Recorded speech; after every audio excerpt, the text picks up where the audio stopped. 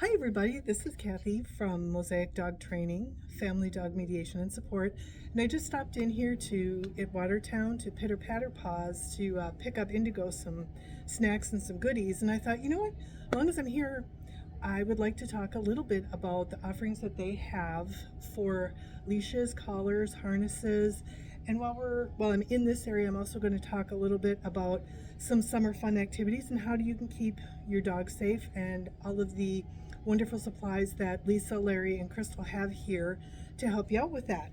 So first I want to talk about collars. They have got buckle collars, which are wonderful. They have got martingale collars, and we'll talk about these a little bit. I do recommend martingale collars for a lot of reasons, but they have to be fitted correctly, and we'll talk about that in just a minute. So they have various different colors, textures. They have leather, they have rolled leather collars, which I love. For my dogs, Alaskan Malamutes, rolled leather collars are great to use on dogs that got a lot of fur because they don't get tangled up in the fur. So let's talk for a second about fit. So when we fit a collar or when we fit a harness, and Lisa, Larry, and Crystal know this very, very well, they can help you fit any of this stuff and answer all of your questions. But what you want to do, I'm going to use this little cute guy, and I'm going to put my fingers to the side of the dog's neck. See how there's two fingers horizontal to the dog's neck? That's what you want for a fit when you know that you have the collar or even a harness. You'll always want to, when you fit a harness, you'll put the harness on and you'll fit two fingers on one side or the other side, and that will tell you whether or not you've got it fit too tight. If you can't get two fingers in, it's too tight. If you can get more than two fingers in, it's too loose. So two fingers on the side, and that's going to be your best fit. The one thing you won't find here are shock collars, prong collars, or choke chains. And that's one of the things I love about Pidder Padder Paws is Lisa, Larry, and Crystal are committed to only carrying products that will help build the relationship with your dog or cat and not tear it down by using aversives that cause pain, fear, and discomfort for your dog or cat, and also create a breakdown in the relationship between the two of you. So that's what I love more than anything about this store is their commitment to relationship and to using items that will be safe for your pet. So about the martingale. So a martingale is a really good collar to use if you have a dog that's got a really thick neck in proportion to their head. Think like bully breeds. Also greyhound breeds. Some hound breeds have got a very disproportionate neck to head ratio.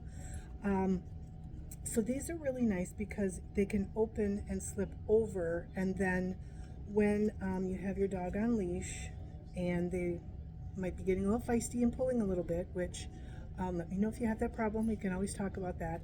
When these two rings are what I call terminal, in other words, together, your collar should still you should still be able to get two fingers to the side of the dog's neck. But this will help be able to get this over your neck and create a more secure fit without being aversive. So again, you want to make sure that you have two fingers on the side of the neck when your D-rings are terminal. These are not to be used as a choke device.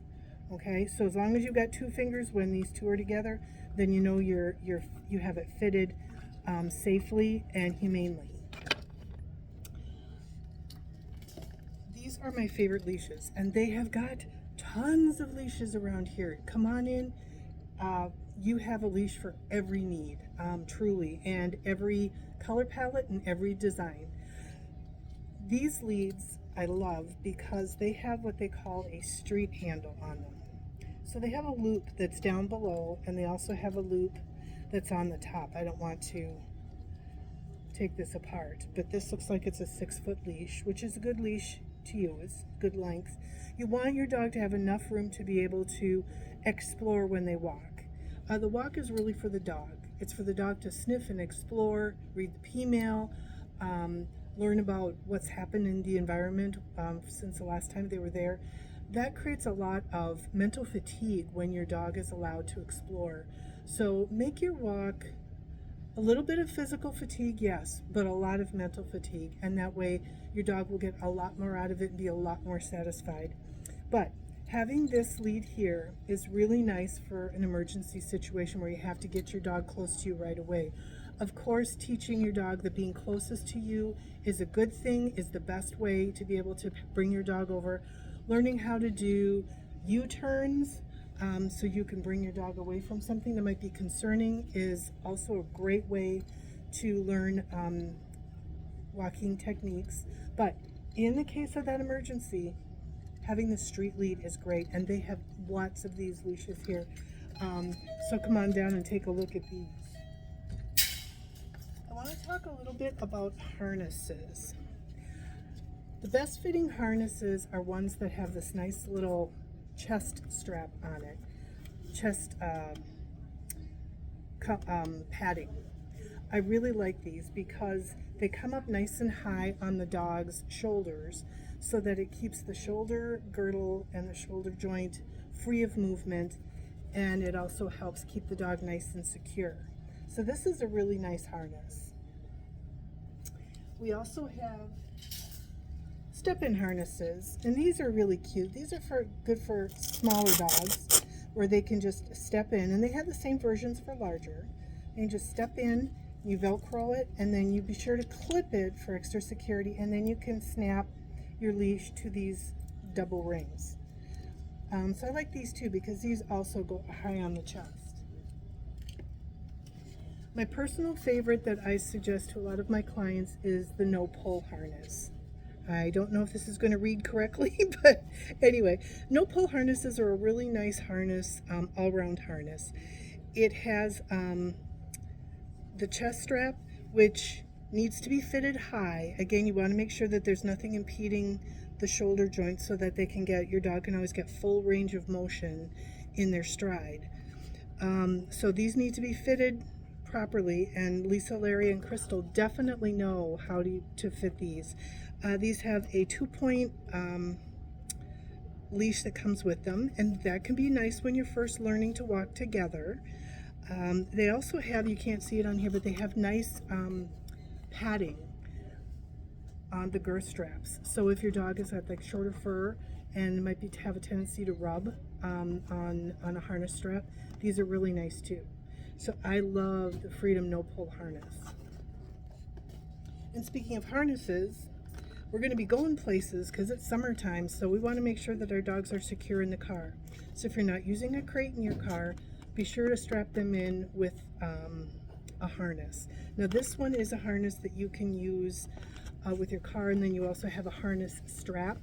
You can also use any secure, well-made harness that's got a back attachment, and you can also get, they carry the leashes that you can clip right onto your seatbelt holder, and it clips on the back so that you're keeping your dog secure. Not only do you not want your dog jumping around in the car, getting in your face and possibly distracting you when you're driving, but if there was ever an accident and somebody's going to open your doors to get you out, the last thing that an EMT is going to be concerned about and a paramedic is going to be concerned about is your dog, so your dog could get out. So be sure to strap your dog in. So, fun in the sun. We have got life jackets. Got to have a life jacket if your dog is going to be on the dock near the water or on a boat, especially on a boat. I know there's lots of dogs out there that love to swim, but if you're out on a boat and something happens and your dog may have a long way to swim, if they don't have a life jacket on, that could be really bad for your dog. We have harnesses, backpacks. These are great for giving a dog a little something to do while they're hiking, to carry their water, carry their poop bags, carry their full poop bags, some treats. When you use a harness, you want to make sure that you're gradually increasing the weight. These are Outward Hound, and Outward Hound has got a lot of really good information, if I'm not mistaken, on their website on how to acclimate your dog to wearing one of these. And this is something you don't just throw on your dog. You want to let them see it. You want to put it down on the ground, let them sniff it, let them kind of get used to it, and then you want to gradually just introduce them to it and introduce them to putting it on their body. You don't want to just throw it on them when they're first learning how to use a backpack. So just take it slow, and you and your dog can go out and do some hiking with this. I love this. Want a raincoat? We have raincoats for the dogs too, so that if you're going to take your dog out on a little walk when it's raining outside, there you go. Fashionable too, isn't it? And then we also have some really nice agility supplies that you can use in your backyard. You can use in your house if it's too warm. You can set these up, and agility is a great way for dogs to learn to have fun, just to move their bodies, to learn proprioception. It's important for our dogs to move their bodies so that they learn where their bodies are in space. That's really important for us and for them. So it helps with their balance, it helps them with grace, it helps them be more confident in their movement. Also, another one of the senses that we don't really think much about is the vestibular. Vestibular is your balance and how you balance your body within space.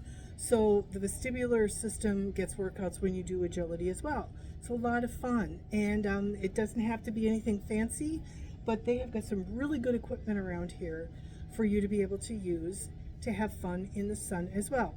Be sure that you're watching the temperature.